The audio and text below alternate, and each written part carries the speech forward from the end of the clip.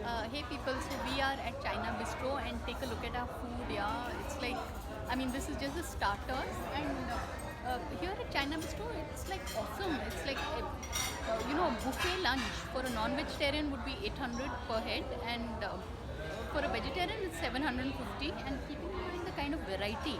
And Ayush, do you like the food here?